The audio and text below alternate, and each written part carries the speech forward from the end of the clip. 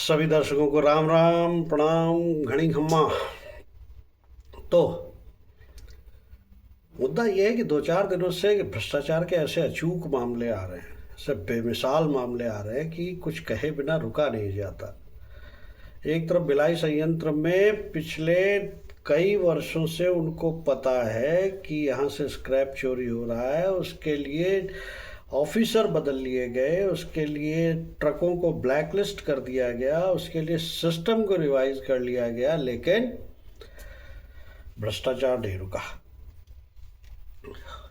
भाई, भिलाई तो हमारे नेहरू जी के अनुसार नए भारत के मंदिर है, और नए भारत के दूसरे मंदिर में लोग बाग जो चंदा गिनने के लिए बैठाए गए थे, उन्होंने चंदा गिनने और भेंट को बैंक में पहुंचाने की बजाय अपनी टेंट में पहुंचा लिया। एक्चुअली क्या है, भ्रष्टाचार का हमारे यहाँ कोई इलाज है नहीं। क्यों? क्योंकि भ्रष्टाचार के लिए हमारे पास कोई बढ़िया कानून ही नहीं है। अभी इनमें से हमारे कहावतें आराम से कही जाती है, घूस लेते हुए पकड़े जाओ, घूस दे के छूट जाओ, और ये लगभग लगभग पूरे के पूरे सरकारी तंत्र में चल रहा है। और अभियोजन की स्वीकृति नहीं मिलती, लोगों के मामले लटके रहते हैं, 2 4 5 साल इधर उधर भटकते रहते हैं। लोग देखते हैं कि भूल गए, उसके बाद वो रीइंस्टेट हो जाते हैं और वापस वहीं पहुंच जाते हैं। कन्हैयालाल टेलर का मामला आपको याद है, उदयपुर में सरतन से जुदा।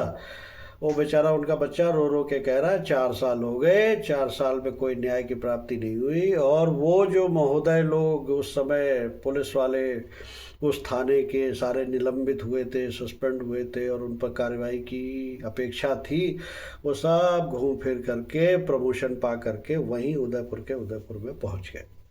ठीक, समस्या क्या है? समस्या देखिए, मैं अगर कहूँगा कि साहब वो तो संस्कारों की कमी इतनी बुरी तरीके से हो गई है पिछले 10 20 सालों में कि उसका कोई इलाज नहीं, तो संस्कारों को तो मारिए गोली। मारिए गोली इसलिए क्योंकि उसको तो अगर मैं एडवोकेट करूँगा कि वो शास्त्रों में और धर्म में फलाना टिकाना, तो वो तो ये हो जाएगा कि साहब रूढ़िवादिता है। तो इससे बढ़िया भैया अपने कॉन्स्टिट्यूशन में ही कुछ कर लो। अगर बाबा साहब नहीं लिख गए हो तो उससे ऊपर कुछ कर लो, संशोधन कर लो, लिखो भ्रष्टाचारी घूसखोरी करने वालों को फांसी की सजा दी जा सकती है। मिलावट मिलावट, हो इतना बड़ा कांड है, लेकिन कैसे करोगे आप? अब आइए, आप नीट का हल्ला मचा हुआ है, जगह जगह कॉकरोच फुदकते हुए मिल जाएंगे आपको कि नीट का पर्चा लीक हो गया, नीट का पर्चा लीक हो गया। दोषी कौन है, उनको फांसी दो, प्रधान इस्तीफा दो। प्रधान का इस्तीफा तो मैं भी मांग रहा हूँ, हालांकि प्रधान इस्तीफा दो, दोषियों को फांसी दो, वगैरह वगैरह सब कहने सुनने के बावजूद रीनीट 21 जून को होना है, और उसके लिए 13 14 करोड़ रुपए के पेपर केवल आश्वासन पर बिक गए कि साहब हम पास करा देंगे, पैसे रिफंड हो जाएंगे, फलाना होगा ढिकाना होगा। यानी अब आइए मुद्दे पर के, यानी वो जो अभिमन्यु था ना, जो चक्रव्यूह की रचना को तोड़ने के बारे में अपने माँ के पेट में सीखता था, वो अभिमन्यु आज भी है। बस फर्क इतना हो गया कि उसके पालक उससे कहते हैं बेटा तू आ तो सही। पहली चीज तो अगर तू लड़की है तो आ ही मत। वहीं से भ्रष्टाचार शुरू हो गया कि आपका भ्रूण माँ के गर्भ में ही चेक हो जाएगा, माँ के गर्भ से ही भ्रष्टाचार चालू हो गए। अगर तू लड़की है तो रहने दे आने के लिए, और अगर लड़का है तो आ बेटा, फिर मैं तेरे लिए क्या क्या करूँगा, मैं तेरे लिए स्कूल खरीदूँगा, मैं तेरे लिए ट्यूशन खरीदूँगा, अगर तू पास नहीं हो रहा है तो मैं तेरे लिए पेपर खरीदूँगा, अगर पेपर खरीदने के बाद पास नहीं हो रहा है तो मैं तेरे लिए डिग्री खरीदूँगा, अगर डिग्री खरीदने से भी तेरे को नौकरी नहीं मिल रही तो मैं नौकरियों के पेपर खरीदूँगा, और किसी ना किसी तरीके से तुझे समाज का एक बढ़िया बड़ा अच्छा सा अंग बनाऊंगा, समाज में आपको बड़ी भारी इज्जत मिलेगी।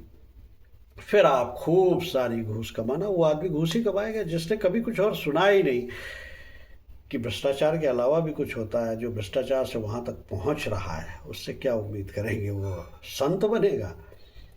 तो माँ के गर्भ से ही भ्रष्टाचार शुरू हो रहा है। तो इसलिए एक क्लॉज कम से कम भ्रष्टाचार निवारक अधिनियम एक ऐसा बनाया जाए, उसमें एक क्लॉज ऐसा रखा जाए कि जैसे बच्चे को, नाबालिग बच्चे को गाड़ी देने पर पेरेंट्स को उसकी सज़ा मिलती है, अभी शुरू नहीं हुई लेकिन हाँ कम से कम प्रावधान हो गया है, उसी तरीके से अगर बच्चे को बिगाड़ने के लिए ये पेपर खरीदने का, डिग्री खरीदने का पैसा कौन दे रहा है? उस समय बच्चे के पास तो है नहीं। वो पैसा अगर पालक दे रहा है या कोई भी उसका गार्जियन दे रहा है तो पहली सज़ा उसको होनी चाहिए। उसके लिए भी सज़ा का प्रावधान करिए, 2-1 सजाएं करवाइए, पकड़िए लोगों को, तो शायद कुछ इसमें संशोधन हो सके, शायद कोई आशा की किरण दिखाई दे। कृपया चैनल को सब्सक्राइब जरूर कर दीजिए, आजकल सब्सक्रिप्शन कोई नहीं कर रहा है। धन्यवाद। शेयर लाइक चाहे तो वो भी करें। बहुत बहुत धन्यवाद।